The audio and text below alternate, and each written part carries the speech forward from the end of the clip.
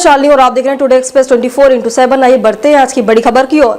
उत्तर प्रदेश के प्रयागराज में मेजा में ईंट भट्टे के पास गड्ढे में मिला एक ही परिवार के 4 बच्चों का शव, फैली सनसनी। प्रयागराज के इलाकाई थाना क्षेत्र के सिरसा पुलिस चौकी के तहत बदौली गांव में ईंट भट्टे के पास गड्ढे के पानी में एक ही परिवार के 4 बच्चों के शव मिलने से सनसनी फैल गई।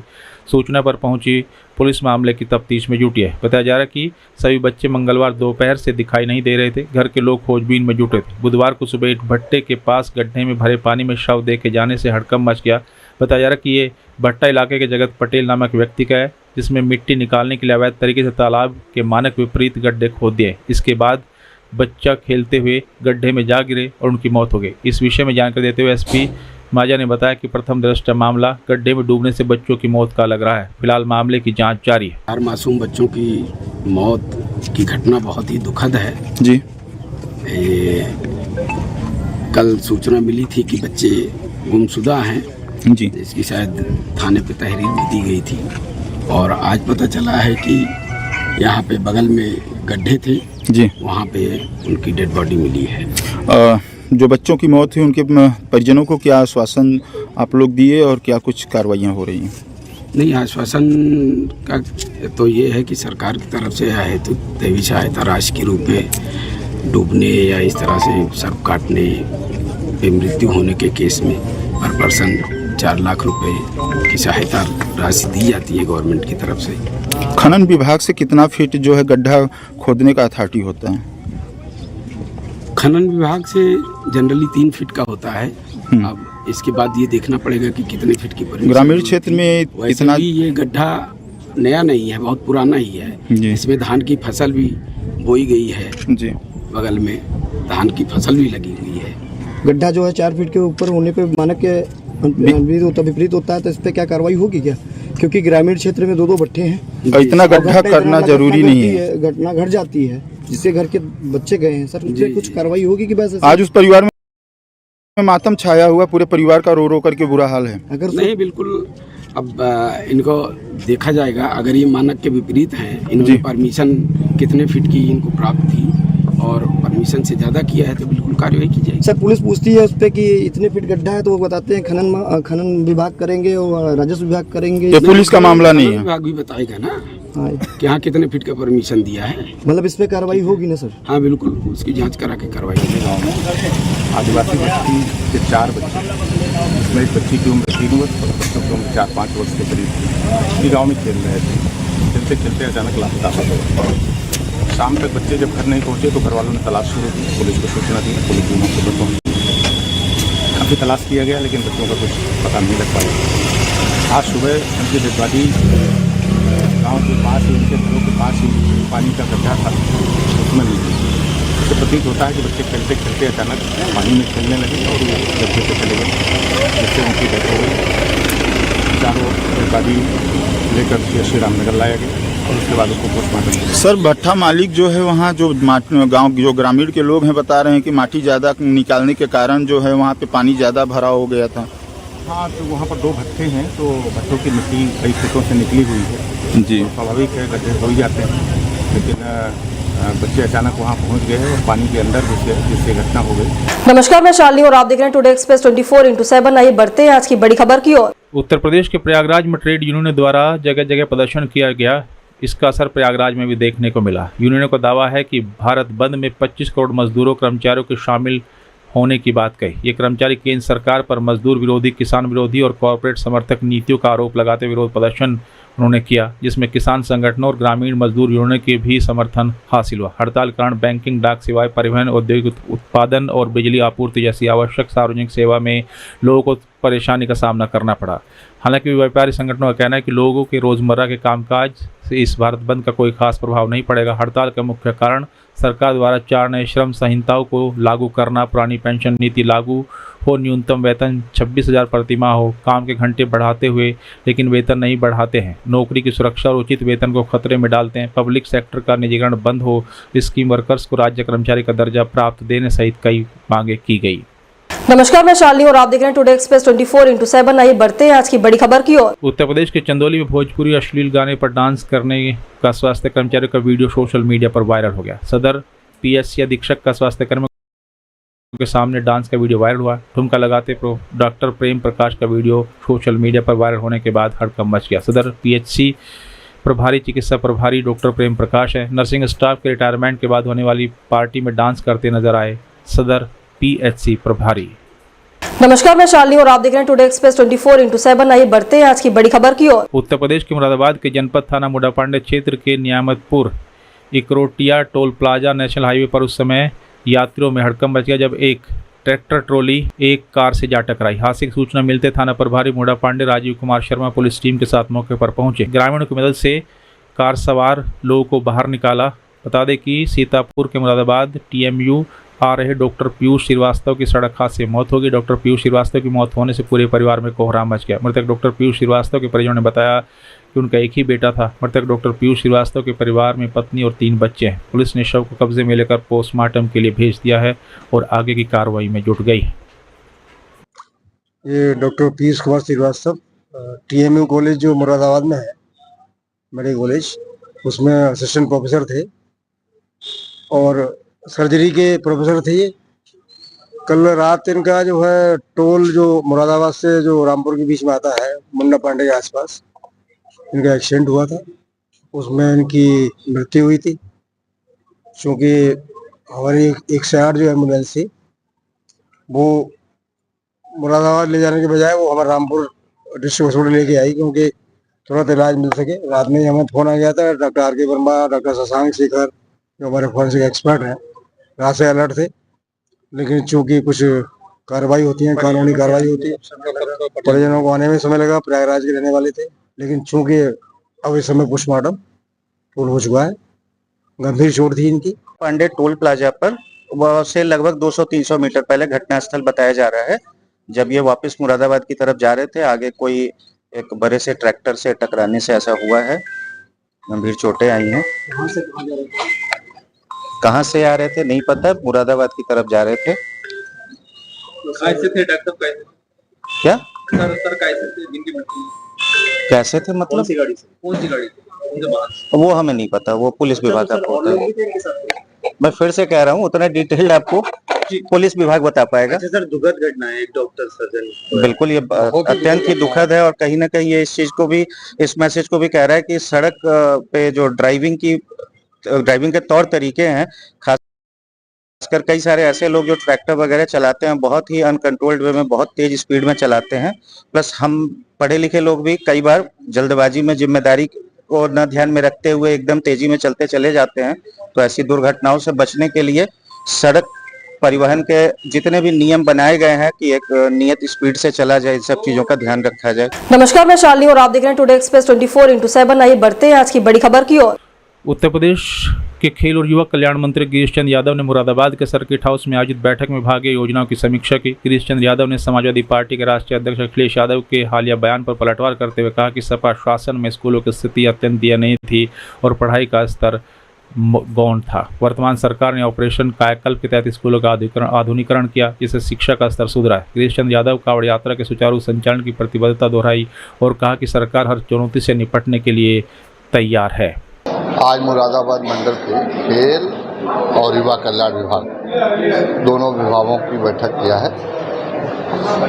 उसमें जो हमारे खेल के मैदान है, वहाँ खेल की गतिविधि के बारे में, वहाँ इंफ्रास्ट्रक्चर की जो आवश्यकता है उसके बारे में, और कैसे और बेहतर किया जाए, इस सब के संबंध में हमने निर्देश दिया है।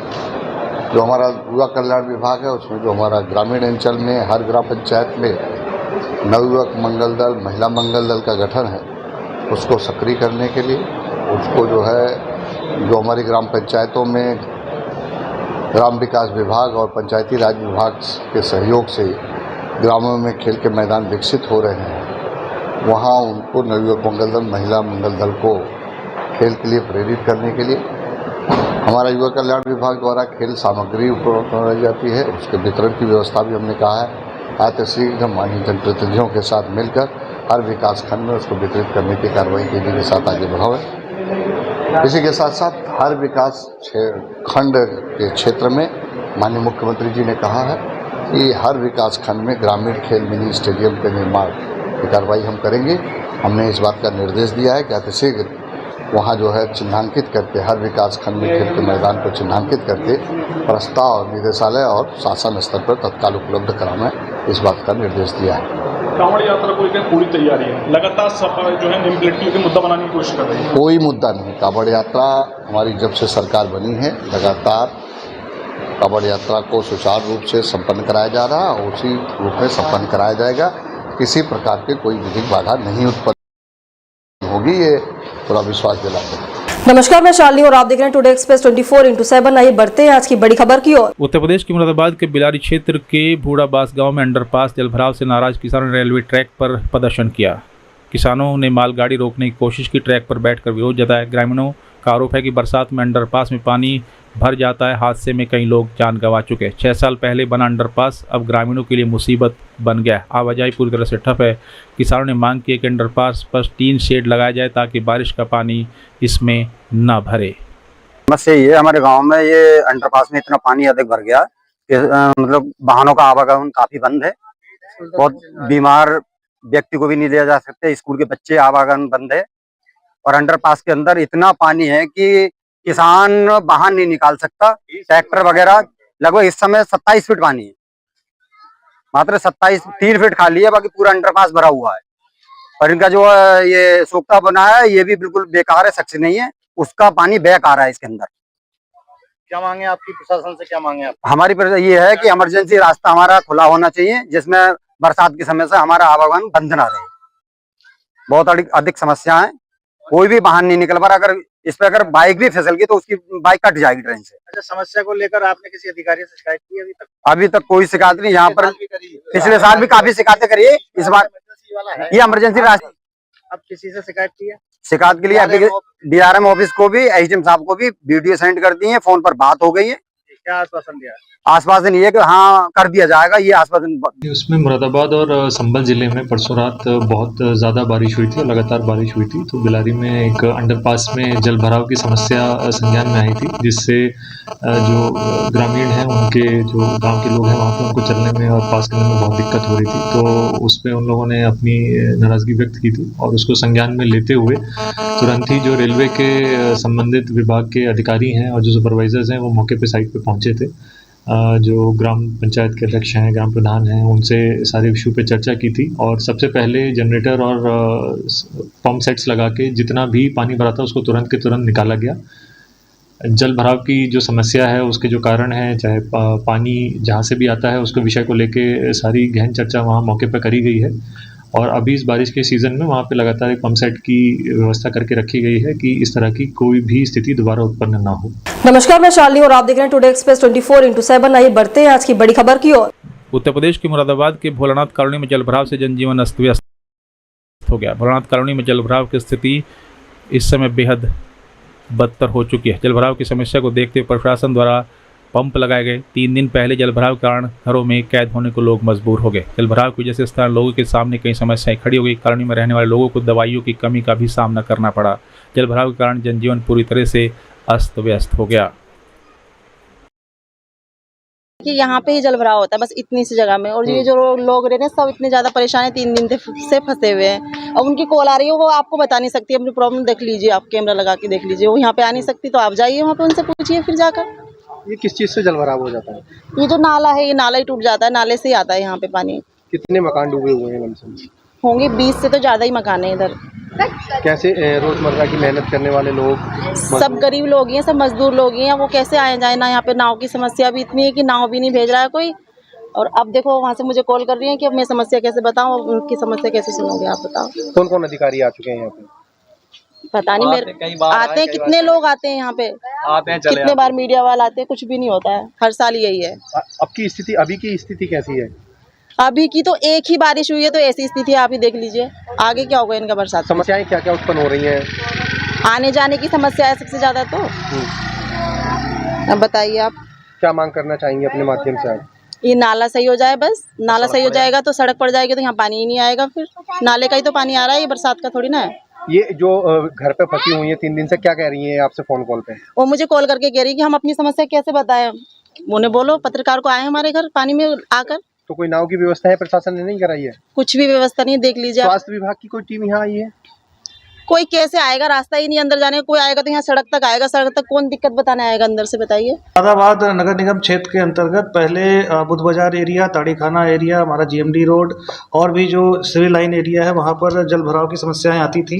बीते वर्ष से ही लगातार मिशन मोड में हमने काम किया, नालियों की सफाई की, बहुत बृहद अभियान चला के हमने अतिक्रमण भी हटाया और उसी का परिणाम है कि इस वर्ष 90% जगहों पे जल भराव की कोई समस्या नहीं देखी जा रही है। 3 दिन पहले अतिवृष्टि हुई, बहुत ज़्यादा बारिश हुई और करीब 3 घंटे के अंदर ही लबालब पानी कई जगहों पे भरा हुआ देखा गया, लेकिन हमारे निगम की टीम, क्यूआरटी टीम भी सक्रिय रही। रात में ही हमने हर जगह पे अपनी टीम भी भेजी और पहले से की गई सफाई व्यवस्था के नाते 2 घंटे के अंदर ही सभी जगहों से पानी जा चुका था। स्वयं मेरे द्वारा रात में 3 बजे बुद्ध बाजार एरिया और बस स्टॉप के पास जाकर वीडियो भी बनाया गया था, फोटो भी निकाली गई थी और इसे मीडिया कर्मियों से रात में ही शेयर भी किया गया था। ये दिखाता है कि लगातार एक प्लान्ड वे में निगम के द्वारा काम करने के नाते 90% जगहों पर अब कोई अव्यवस्था नहीं है। कुछ जगह हैं जहां जयंतीपुर है या रामलीला मैदान है अथवा भोलानाथ कॉलोनी जैसी जगह हैं जो कि सड़क से भी 3-4 फीट नीचे गड्ढे में अवैध रूप से बसी हैं और उन बसावट पर नगर निगम का कोई क्षेत्राधिकार नहीं आता है। जो भी सीलिंग की लैंड है या जो ऐसी अवैध कॉलोनियाँ हैं वो उसके लिए प्राधिकरण है, उसके लिए सीलिंग की लैंड के लिए PWD विभाग है। और भोलानाथ कॉलोनी के लिए विशेष रूप से मैं बताना चाहूँगा कि बीते वर्ष ही मेरे द्वारा वहाँ निरीक्षण करने के बाद पूरी विस्तृत रिपोर्ट माननीय मंडलायुक्त महोदय और शासन को भेजी गई थी। वहाँ के बने नाले सीलिंग की भूमि पर आते हैं जो PWD के अंतर्गत आता है। यदि PWD अथवा अन्य किसी विभाग के द्वारा अतिक्रमण हटाने हैं तो निगम से संपर्क किया जाएगा, तो निगम अपने संसाधन उपलब्ध कराएगा। फिलहाल भोलानाथ कॉलोनी या किसी भी अन्य जगहों पर नागरिकों की सुविधाओं के लिए बीते वर्ष की ही तरह नगर निगम ने मड पंप लगा दिए हैं। हमारी पूरी कोशिश है कि कम से कम सुविधा नागरिकों को हो।